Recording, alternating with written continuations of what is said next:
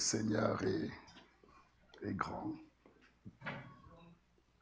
et qu'il est digne de notre louange.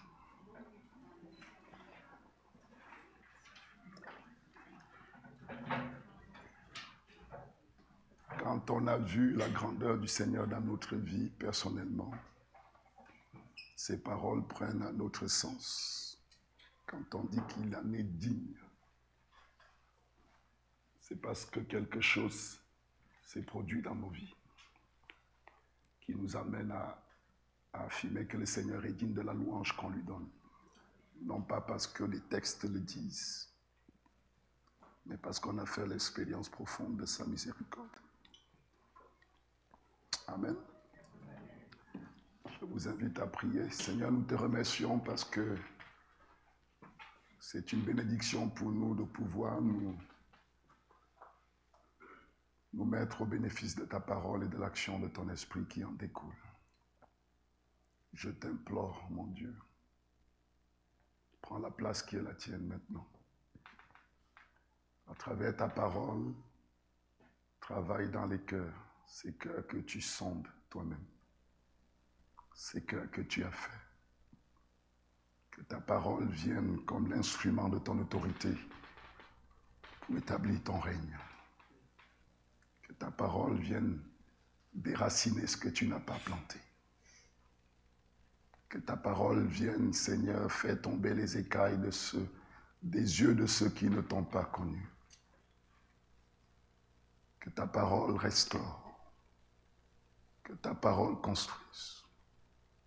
Que ta parole libère et qu'elle guérisse. Au nom de Jésus, j'ai prié. Amen. Amen.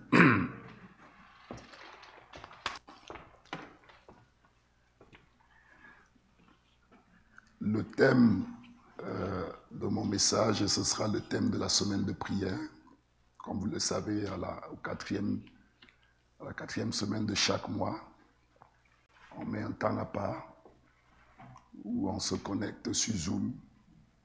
On a des moments de prière le soir, tous les soirs à 21h jusqu'à 21h30 et tous les matins, 7h jusqu'à 7h30.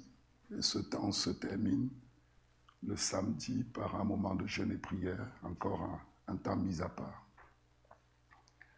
Si le Seigneur est notre Dieu, la preuve va se voir dans notre agenda, dans notre emploi du temps. Si notre relation avec Dieu n'a pas d'impact sur notre façon de vivre et d'utiliser notre temps, il n'est pas notre Seigneur. Il n'est pas notre Seigneur. Ou alors, nous ne vivons pas sous son autorité. Ou alors, on n'a pas pris la mesure de ce que signifie que d'être en lui et de l'avoir reçu. Oui.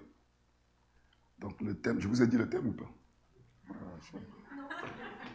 Je suis parti, je me suis encore égaré. Le thème de ma prédication et donc de la semaine là, c'est « Ta parole gouverne ma vie ». Amen. Ta parole gouverne ma vie. Ta parole oriente les actes, les décisions de ma vie. C'est ça que ça veut dire. Gouverne ma vie. Dieu ne peut pas, Dieu nous aime et veut faire accomplir dans nos vies sa volonté. Il ne peut le faire pleinement qu'à une seule condition. C'est que de nous-mêmes, librement, on accepte de se soumettre sous l'autorité de sa parole. Dieu exerce son autorité sur nous à travers sa parole. À travers sa parole. Ouais. Et l'influence de Dieu dans notre vie va grandir dans la mesure qu'on se dispose librement, C'est Paul qui dit, donnez-vous vous-même à Dieu. Vous-même. À Dieu.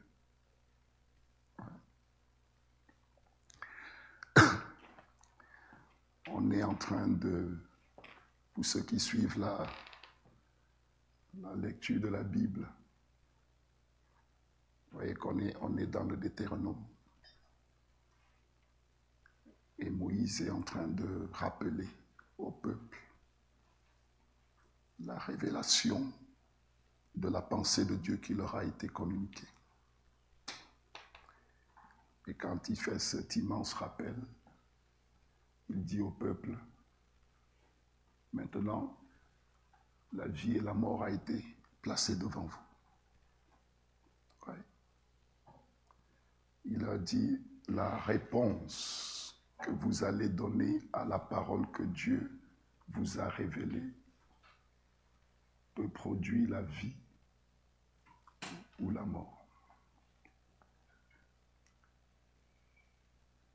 Lorsque on regarde les 5 premiers livres de la Bible, qu'on appelle souvent les livres de la loi, Dieu montre 2 choses essentiellement dans ces livres. La première chose qu'il montre à son peuple, c'est sa provision. C'est lui qui les a rachetés. C'est lui qui les a délivrés. Et c'est lui qui a permis qu'ils puissent accéder dans sa présence à travers le sanctuaire et le ministère du sacrificateur. C'est de son initiative.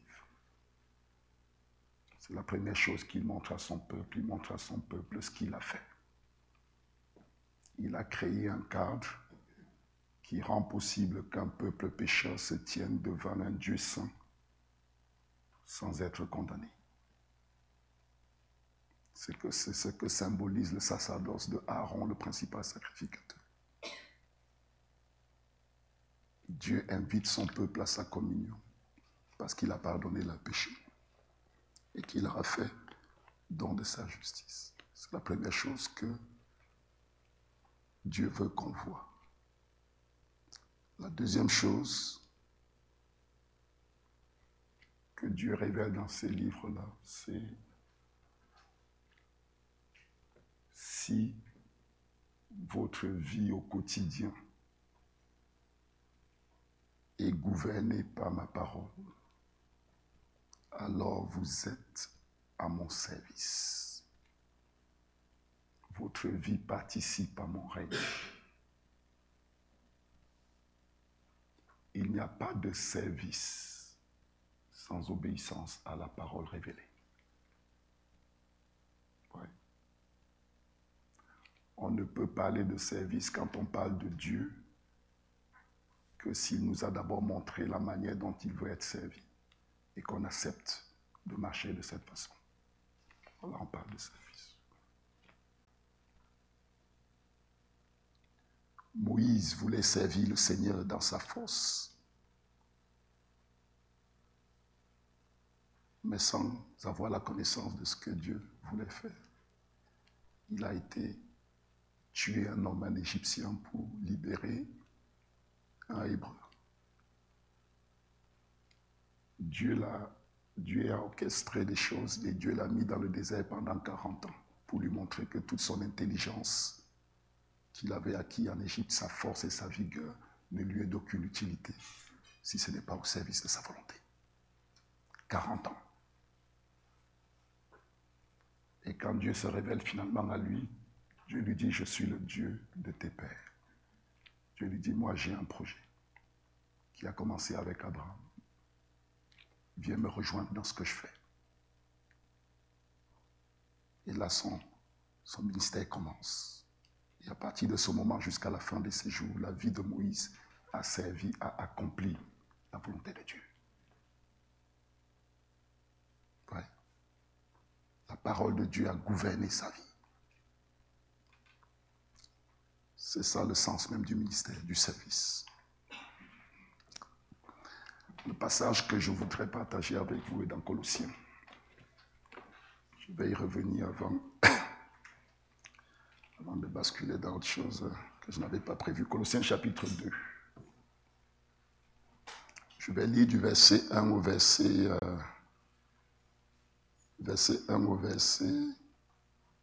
8. Oh, merci Seigneur, je ne pensais pas que j'aurais pu parler comme ça. Je vais lire. Écoutez bien.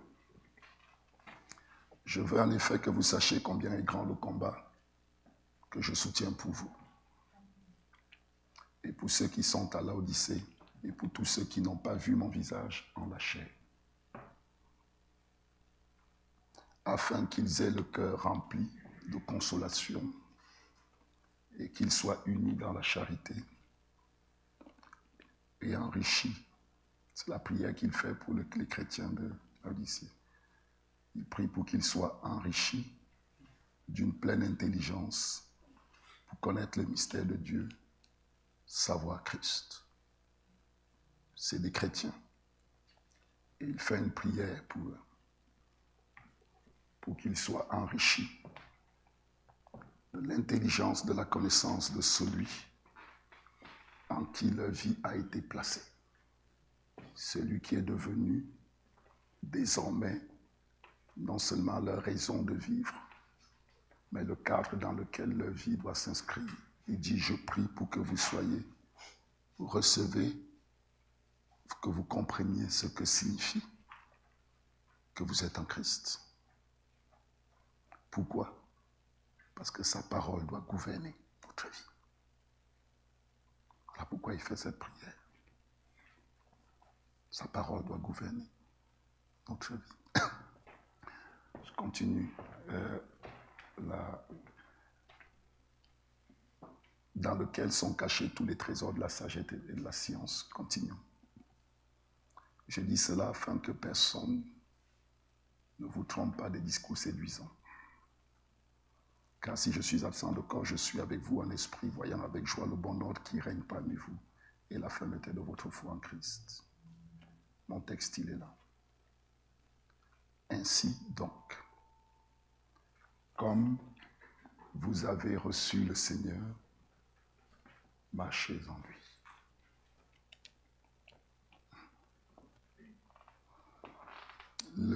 Allons jusqu'au bout. Après, je vais commenter. Comme vous avez reçu le Seigneur, marchez en lui, étant enracinés et fondés en lui, et affermis par la foi, d'après les instructions qui vous ont été données, et abondez en action de grâce, prenons-le de notre après. Prenez garde que personne ne fasse de vous sa proie par la philosophie et par une vaine tromperie en s'appuyant sur la tradition des hommes et sur les rudiments du monde et non du Christ. Voilà ce que l'apôtre Paul leur dit. Il dit, vous avez reçu Jésus-Christ comme Seigneur. Vous l'avez reçu. Je reviendrai dessus. Parce qu'il faut comprendre ce que ça signifie que d'avoir reçu Christ. Il dit, puisque vous l'avez reçu, marchez en lui, en étant enraciné et fondé en lui. Ce que ça signifie, c'est que lorsque chacun de nous aucun de nous n'est né en Christ dès la naissance. On est né dans ce monde comme tout le monde, on a eu une éducation, on a été à l'école, on a été instruit, enseigné. On nous a inculqué les traditions des hommes et la philosophie des hommes pour notre éducation. On a été forgé et formé comme ça. Et c'est comme ça qu'on voit le monde. C'est comme ça qu'on comprend ce qu'on doit faire. C'est ce qui guide nos choix, notre façon d'apprécier, notre façon d'aimer. On est conditionné par tout ça, parce qu'on a été élevé de cette façon. Et l'apôtre Paul dit, comme vous avez reçu le Christ, Il dit désormais vos racines et vos fondations vont être définies par autre chose que ce que vous aviez connu jusqu'ici. Il dit votre appartenance à Jésus-Christ introduit dans votre vie une réalité nouvelle qui va vous obliger à revoir votre façon de penser, votre façon d'agir, la raison pour laquelle vous vivez, les décisions que vous prenez. Il dit, vous allez devoir vous enraciner et vous fonder dans quelque chose de nouveau que vous avez reçu. Ça paraît comme ça en quelques versets. Mais ce qu'il nous propose là, c'est que notre vie devienne un chantier énorme. Vous êtes d'accord avec moi? Un chantier énorme. Ce qu'il propose là. Il dit, vous allez commencer un cheminement nouveau. C'est pour ça qu'au début, il prie, pour qu'il soit éclairé de toute l'intelligence de la réalité dans laquelle il vient d'entrer. Il prie pour ça. Et il les encourage. Arrêtez-vous. Vous êtes parents? Arrêtez-vous un instant.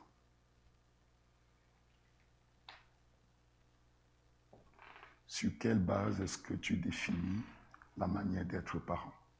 Qu'est-ce qu'un parent? Qu'est-ce qu'un bon parent? Qu'est-ce qu'on attend de lui? Paul dit qu'il va falloir renouveler ton intelligence sur la base de ta nouvelle réalité en Christ. Si tu ne le fais pas, en étant en Christ, tu continueras à vivre ta vie sous l'influence de la philosophie des hommes. Et tu ne verras pas l'influence de son règne grandir dans ta vie. Tu es un enfant dans une famille, il va falloir se redemander qu'est-ce que signifie que d'être un enfant et quelle relation je suis censé avoir avec mes parents. C'est ce qu'il nous demande de faire. Quelle est la position de Dieu concernant ce domaine de ma vie? Il faut que si je ne le vois pas, si je ne vois pas ce que Dieu me montre comme étant sa volonté, tout à l'heure je vous ai parlé de Moïse, je ne peux pas servir le Seigneur si je ne comprends pas comment il doit être servi. Ouais. Si je mène ma vie selon ce que j'ai appris, ma vie peut ne pas servir le Seigneur pleinement.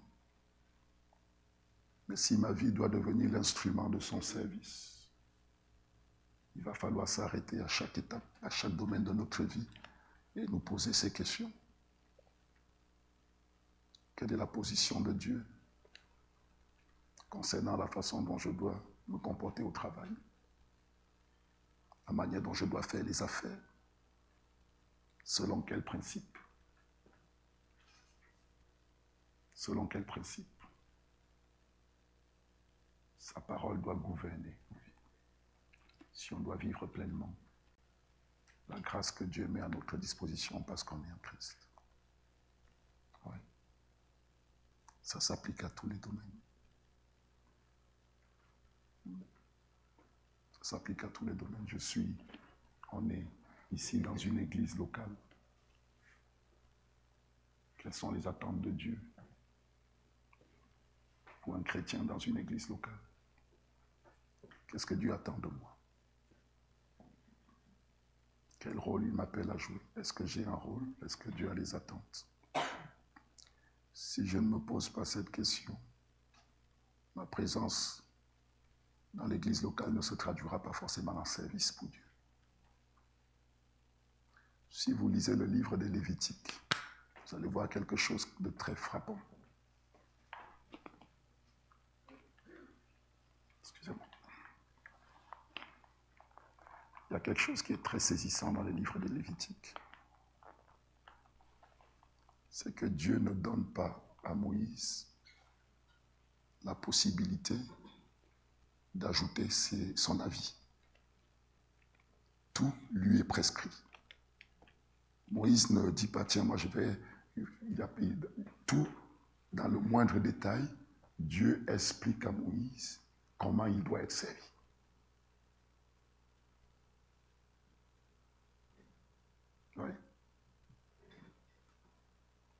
explique à Moïse comment il doit être servi. Et à partir de là, c'est l'obéissance qui est en jeu. Est-ce que tu acceptes de marcher avec moi? Seigneur, alors tu dois marcher avec moi selon ma pensée. Ce qui signifie qu'il faut la connaître. Ce qui signifie qu'il faut, dans la parole, être enrichi de la parole du Seigneur et permettre que cette parole vienne et la preuve. Regardons nos vies. Qu'est-ce qui prouve dans ta vie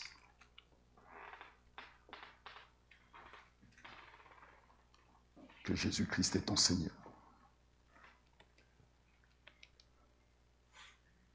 Quelles sont les preuves dans les différents domaines de ta vie?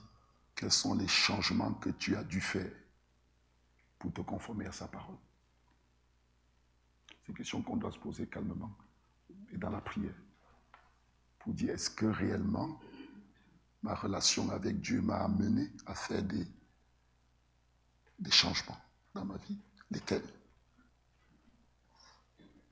Parce que c'est ça qui nous montre qu'on a un Seigneur. Ouais. S'il n'y a pas de chance, si la réponse est aucun, j'ai toujours mené ma vie comme j'ai souhaité, c'est la preuve qu'il ne gouverne pas nos vies. Il faut être vrai dans ces... Si on veut passer le Seigneur, il faut être vrai. C'est la preuve qu'il ne gouverne pas. En fait, on fait ce qu'on veut. On fait ce qu'on veut. Ouais. On fait ce qu'on veut.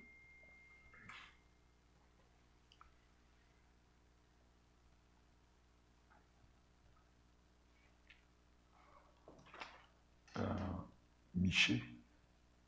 C'est quoi, 6, 8, c'est ça? Voilà ce que dit le prophète Michée.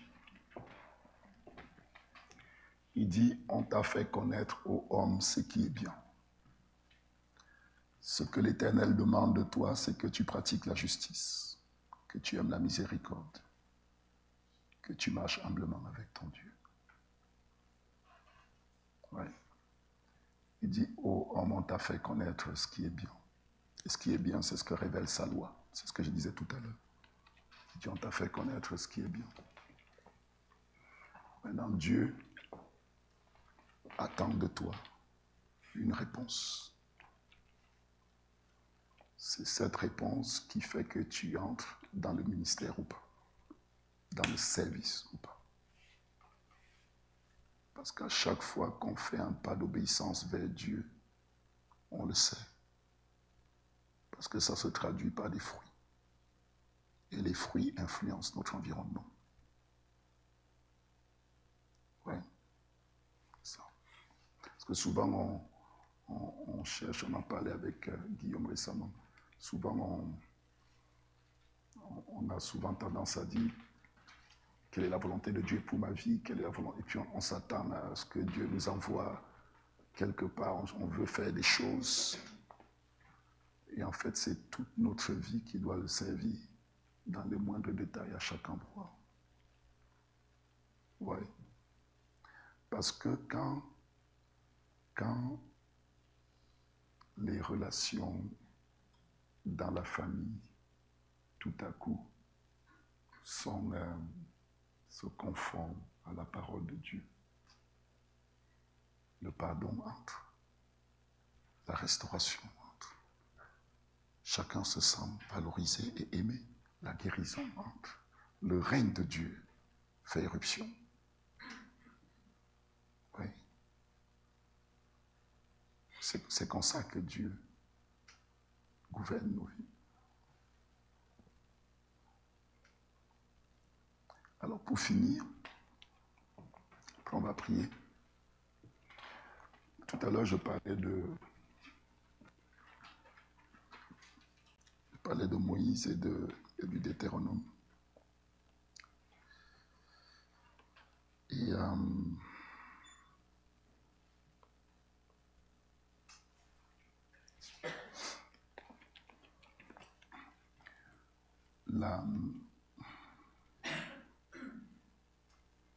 Tout à l'heure, je disais que c'est un premier livre, Dieu pose le cadre. On va rentrer bientôt dans le livre historique, on va dire. Ces livres historiques nous montrent comment le peuple d'Israël a marché par rapport à ce qui leur a été révélé. C'est pour ça que cette parole de Michée, c'est un peu un résumé de ce que Moïse dit dans le Deutéronome. C'est un peu un résumé de ça. Il dit, on t'a montré ce qui est bien. Dieu attend maintenant que tu marches selon ça. Donc les livres historiques qu'on va voir vont nous montrer comment le peuple marche par rapport à ce qui a été révélé. Vous voyez? Et les livres des prophètes, on va voir ce que c'est que la fonction du prophète, c'est ramener le peuple à la révélation de Dieu. Ramener le peuple à ce qui a été montré dans les 5 premiers livres. C'est la fonction du prophète. Ouais. Je voulais lire quelques passages dans Jérémie, après je vais m'arrêter. Donc Jérémie, c'est le dernier prophète avant que Juda parte en captivité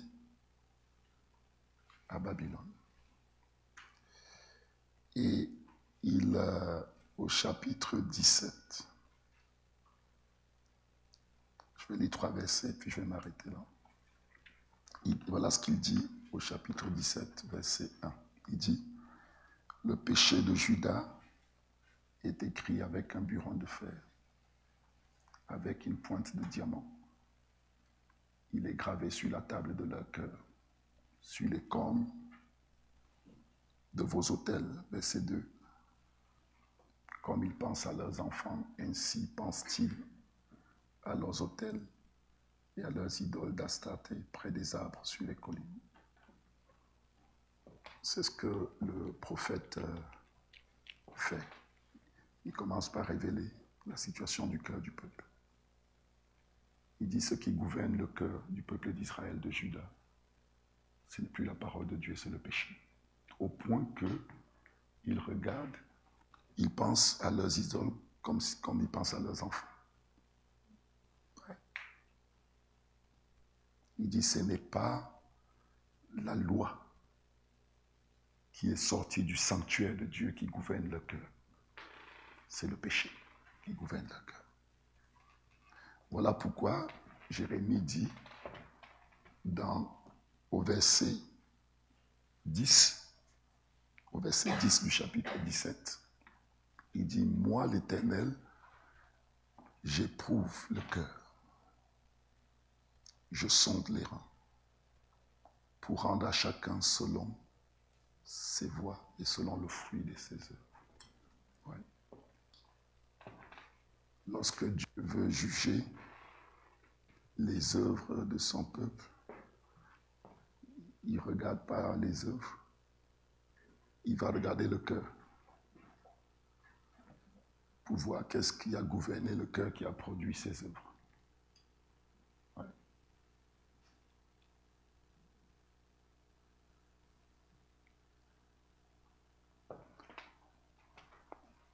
Et l'instrument qu'il utilise, on voit ça dans Hébreux 4, la parole de Dieu, qui est une épée qui juge les pensées du cœur, les sentiments du cœur. Ouais.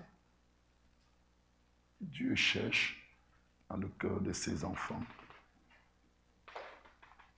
quelque chose qui correspond à sa parole. Il dit, qu'est-ce qui gouverne ton cœur? La pression là. Qu'est-ce qui gouverne ton cœur? Ouais, Dieu, c'est ça qu'il regarde. Parce que c'est ça qui va orienter ta vie. C'est ça qui va orienter. Voilà pourquoi le Seigneur veut qu'on se place sur l'autorité de sa parole. Alors, le verset 12.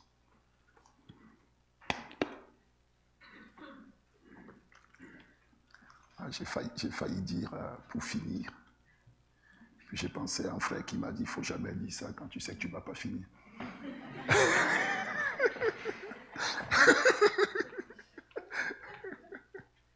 Du coup, je me suis retenu.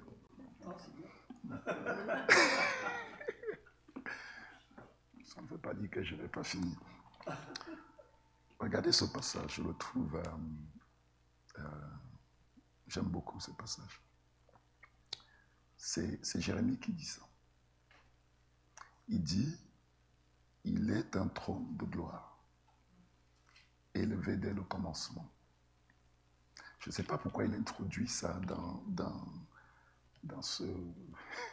Mais comme s'il avait eu un moment de... Je ne sais pas. Écoutez ce qu'il dit. Il dit qu'il est un trône de gloire, élevé dès le commencement. Il dit, c'est le lieu de notre sanctuaire.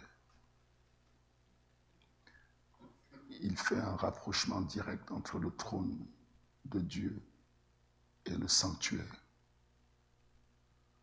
Or, vous savez que la loi émane du sanctuaire.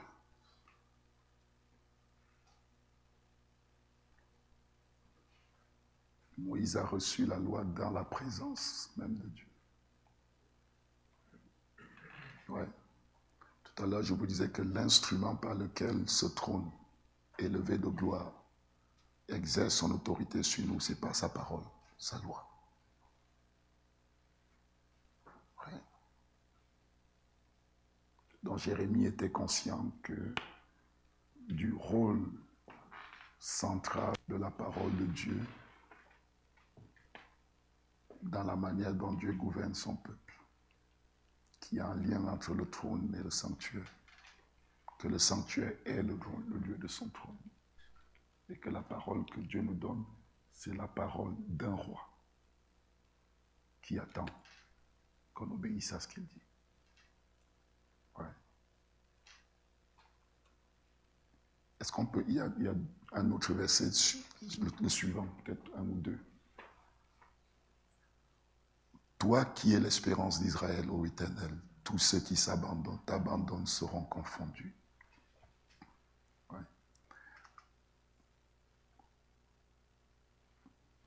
Lorsque la parole de Dieu nous est communiquée, notre réponse à ce qui nous a été communiqué aura une conséquence dans nos vies. Parce que ce n'est pas une parole qui est jetée comme ça, c'est une parole qui vient d'un trône. Et ce trône-là, nous lui appartenons. Puisque vous avez reçu le Seigneur Jésus-Christ. L'implication de ça, c'est que vous lui appartenez. Le Seigneur. Puisque vous l'avez reçu dans votre vie, le Seigneur. Marchez donc en lui. Marchez donc en lui. Ouais. Et il dit, car ils abandonnent la source d'eau vive. La source d'eau vive. Vous voyez que cette source d'eau vive, c'est d'un trône. D'un trône. Je vous invite à vous lever, si vous voulez bien. On va prier.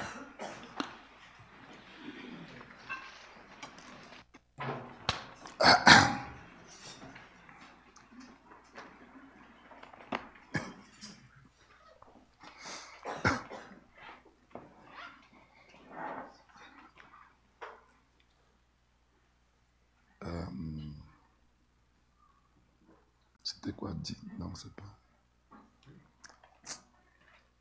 C'est quoi le chant, le dernier chant qu'on a chanté? Dit. Non, celui qu'on a chanté avant que je peux.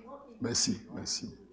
Pendant que le groupe de louanges chante, j'invite chacun à ouvrir sa bouche et à parler au Seigneur. Et de demander au Seigneur, Seigneur, Dispose mon cœur. Pour que plus jamais je ne sois indifférent à ta parole. Amen. Seigneur, dispose mon cœur.